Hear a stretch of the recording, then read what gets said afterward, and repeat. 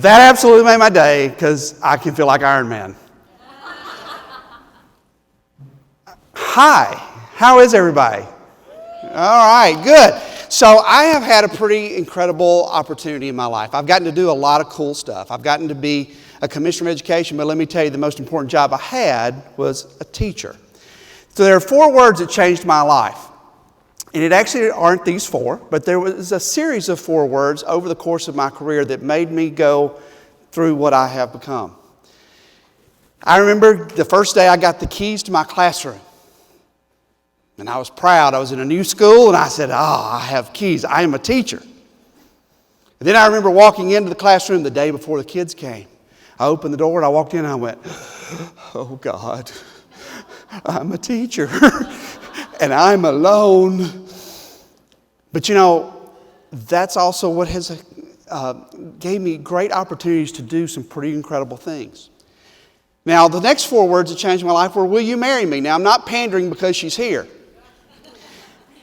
She challenged me one night. One night we were talking about things and she was giving me a hard time about something I had created and didn't publish. And she said, why didn't you do that? You are letting your classroom limit your creativity. Oh, I got so mad. I didn't speak to her for the rest of the night. But then right as we were going to bed, I said, what did you mean by that? And she said, you know, Stephen, the thing is, we got to do something about the length of these slides. But you know what? I'm the president. I can do whatever I want to do. So I'm going to keep going. But she said, you know, Stephen, I said, what do you mean by that? And she said, what I mean by that, Stephen, is the fact that you are really and truly able to do more and touch more kids if you realize that it's not just about your kids. Well, then I went through and I did a lot of other stuff, and then I got nominated to be the Commissioner of Education in Kentucky. And you saw the sign. I thought it would be when hell froze over. But it was a great opportunity for me because I got to get back into where I was really able to help kids. And what was great about that opportunity was the chance that with everything I was doing and every decision I had to make, it had to be about children. And when you're in a policy position, it's actually kind of hard to do. So that picture earlier from when I am a teacher that had those things that were up there, that's actually a wall in my office, even to this day. That when I'm making decisions, I have to think about it in terms of how it will affect each individual child. So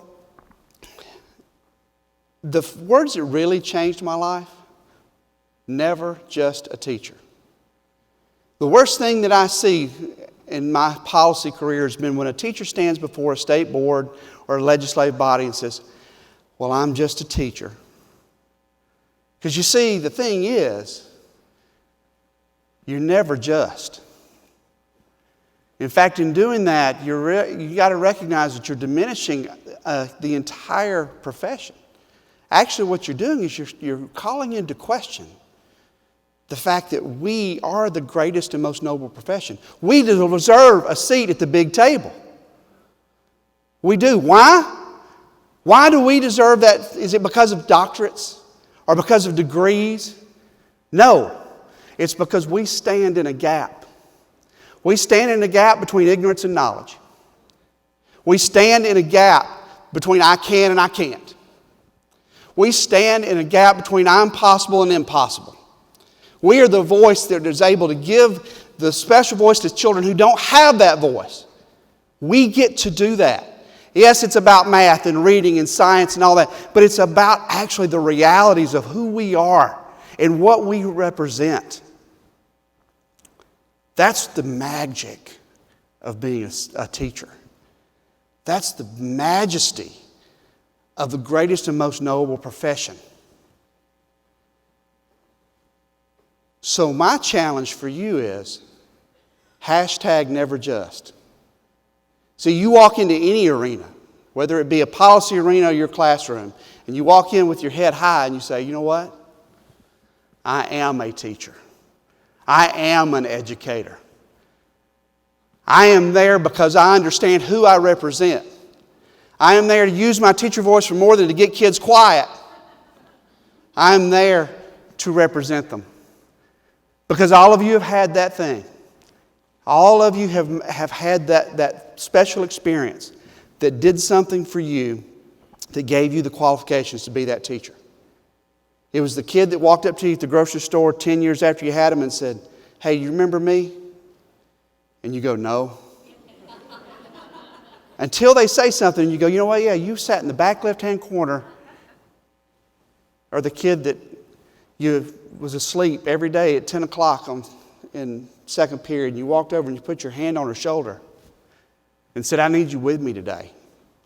And she sends you a Facebook message 10 years later that says, "Hey, I just want you to know I'm graduating with my BS in nursing today.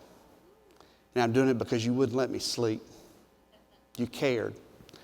Or the 250-pound, 6'4" cross-country runner who should never have run cross-country, who ran a 52-minute his first 5K, and his last one ran a 24-minute, but as he crossed the line, he picks you up and hugs you, and in your ear he whispers, "Thanks for never giving up on me."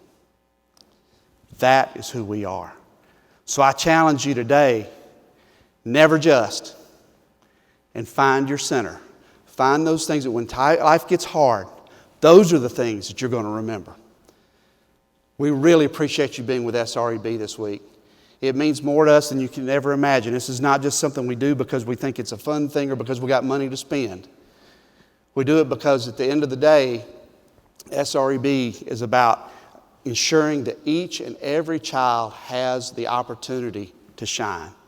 And we know that happens through our work with educators. So thank you. I hope all of you that are leaving have safe travels, and I hope all of you that are staying continue to have a great experience.